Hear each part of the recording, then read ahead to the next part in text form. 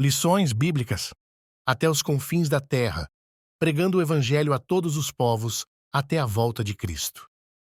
Lição 13. O propósito de missões.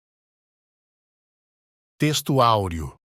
Porque, se anuncio o Evangelho, não tenho de que me gloriar, pois me é imposta essa obrigação.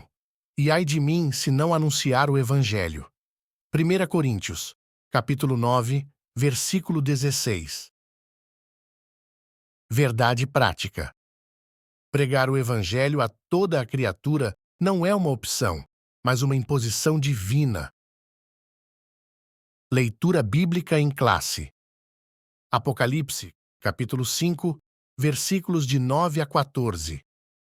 E cantavam um novo cântico, dizendo: Digno és de tomar o livro e de abrir os seus selos, porque foste morto, e com o teu sangue compraste para Deus homens de toda tribo, e língua, e povo, e nação. E para o nosso Deus os fizeste reis e sacerdotes. E eles reinarão sobre a terra. E olhei e ouvi a voz de muitos anjos ao redor do trono, e dos animais, e dos anciãos. E era o número deles milhões de milhões e milhares de milhares, que com grande voz diziam: Digno é o Cordeiro, que foi morto, de receber o poder, e riquezas, e sabedoria, e força, e honra, e glória, e ações de graças. E ouvi a toda criatura que está no céu, e na terra, e debaixo da terra, e que está no mar, e a todas as coisas que neles há, dizer: Ao que está assentado sobre o trono e ao Cordeiro sejam dadas ações de graças, e honra, e glória, e poder para todo o sempre. E os 4 animais diziam: Amém. E os 24 anciãos prostraram-se e adoraram ao que vive para todo o sempre. Introdução.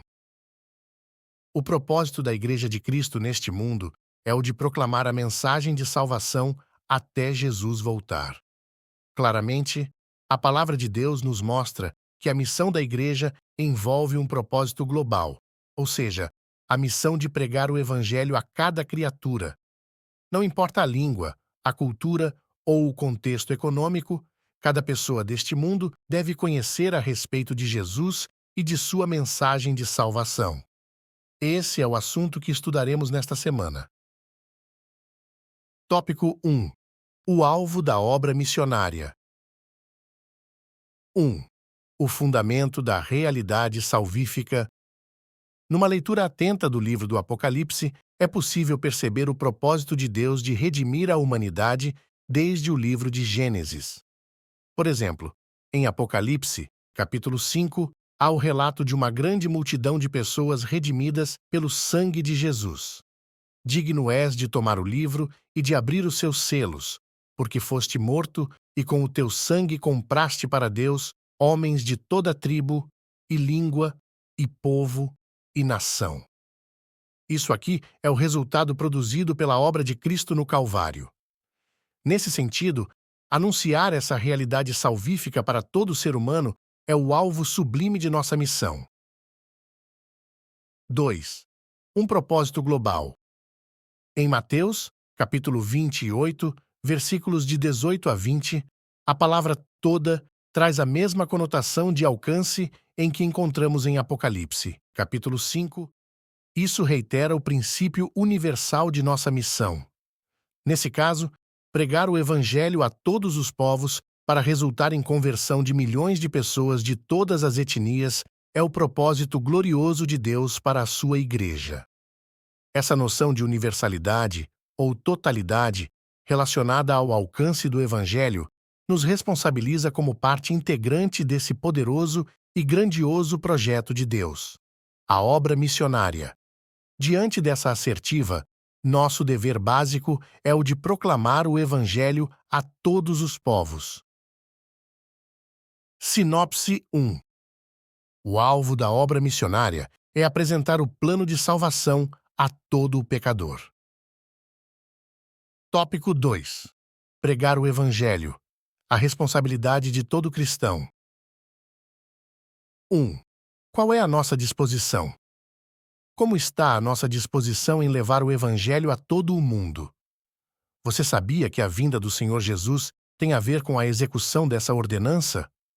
À luz dessa grande urgência evangélica, o que temos feito em prol do reino de Deus? Temos formado obreiros suficientes para cumprir a grande comissão? E os jovens crentes? Eles enxergam a grande urgência deste trabalho? Estamos prontos a dar a vida por essa grande obra?